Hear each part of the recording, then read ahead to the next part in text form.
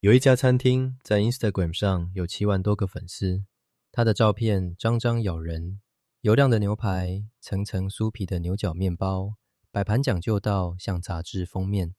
它甚至红过一款做成那只爆红小河马 Mooden 造型的牛角面包，看起来就是一家你滑到会想立刻预约的人气名店。只有一个问题，这家店根本不存在。它叫 Ethos，后来有人去查，才发现它根本没有实体店面，查不到地址，连预约的连结点下去都会挑到一个恶搞网站。因为它的每一张照片、每一道菜单，连主厨的故事，全部都是 AI 生出来的。一道真的菜都没有，却骗到了7万多人按下追踪。今天我们就从这家不存在的餐厅聊起，你滑手机看到的那些美食，到底有多少是真的？欢迎来到餐饮之外，从一份餐点、一杯饮料出发，我们聊产业，聊时事，聊 AI 怎么改写这个世界。先看吃喝这一行，其实照片这个词我们早就不陌生了。菜单上那碗澎湃的拉面跟实际端上来那碗常常是两回事。那是传统的照片，至少那碗面是真的存在。但 AI 把照片直接升级了一个档次。现在打开外送 App， 滑开餐厅官网，满满都是 AI 处理过的图。它分两种，一种是把我们真的会收到的那盘菜修到颜色更鲜苍，分量更大。另一种更狠，是连菜都没有，纯粹用几个字凭空生出一张不存在的料理。两种混在一起，我们几乎分不出来。早在2024年，大型生鲜平台 Instacart 就因为放 AI 生成的食物图，被消费者骂到把图撤下来。而且造假是双向的，商家用 AI 把食物拍得更咬人，消费者也学会反过来用 AI。有人把没煮熟的汉堡 P 出来，甚至在照片里合成一只长颐，拿去跟 Uber Eats、DoorDash 申请退费，要求赔松。平台两边都得防，业界甚至开始把 AI 食物诈骗当成2026年要正面对付的新威胁。不止照片，连评论也能批量造假。在台湾，我们找餐厅，很多时候靠的就是 Google 地图那几颗星、那几则评论。可是 AI 可以一口气写出几百则超好吃、服务一流的5星好评，灌进一家根本没人去过的店。也能反过来刷一排1星负评，去弄垮一个真实的对手。我们本来用来避雷的评论区，自己也可能早就被洗过了。我们以为的大家说赞，有时候只是机器人说赞。这对真的用心做菜的店其实很不公平，他们花时间把菜做好，老老实实拍照，却可能输给一家照片完美、评论满分，但根本不存在的店。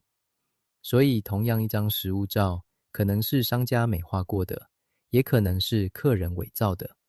那一排好评可能是真心，也可能是机器灌的。那句我们从小信到大的有图有真相，正在慢慢失去它的力量。但这早就不只是吃喝的事，真正的转变是生成式 AI 让造假这件事变得又快又便宜又难分辨。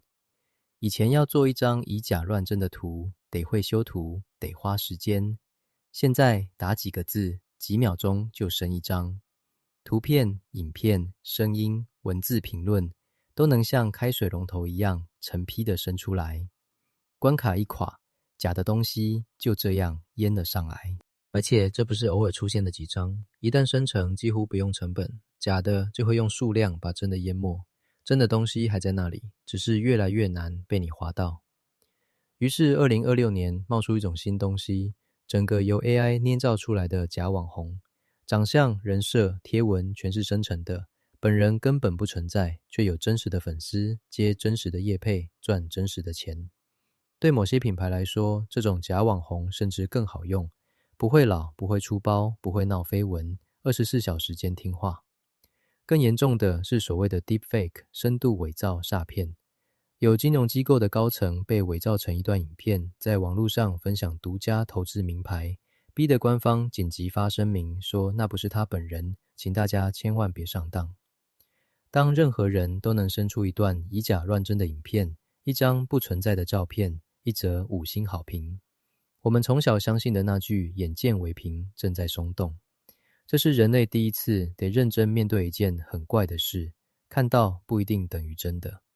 更麻烦的是，抓假的技术永远慢造假一步，因为想造假的人只要再生一张新的就好。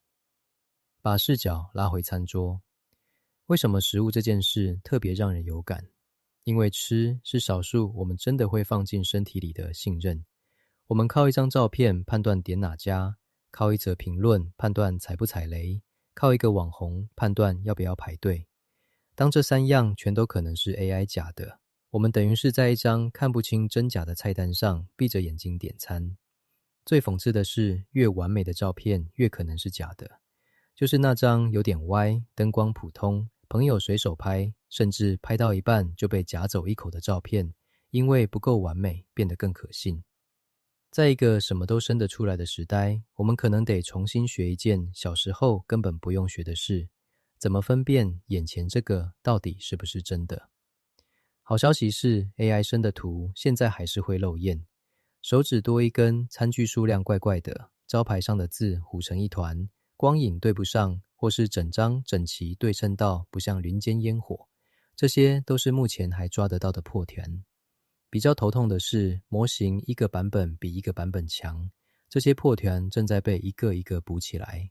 有些平台也开始试着帮 AI 生成的内容贴上标签，但跑得永远比假图慢。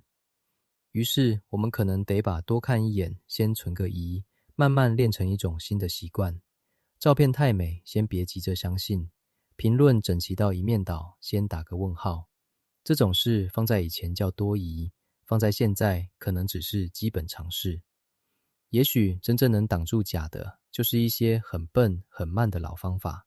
自己走一趟，问问真的吃过的朋友，看那些 AI 还藏不太住的小细节。当看到变得不可靠亲身这件事，反而又值钱了起来。所以最后留2个问题给你。第一，下次你被一张超诱人的食物照烧到，想冲一家没去过的店，你会不会先停1秒，问自己，这张是真的吗？第二，如果连照片、评论、网红都能造假，那你还会用什么来判断一家店值不值得你走这一趟？那个答案会一点一点判断，在这个什么都能生成的时代，我们手上还剩下哪些东西可以相信。我们是餐饮之外，如果你喜欢这次的主题，订阅、按赞、分享，开启小铃铛，我们下集见。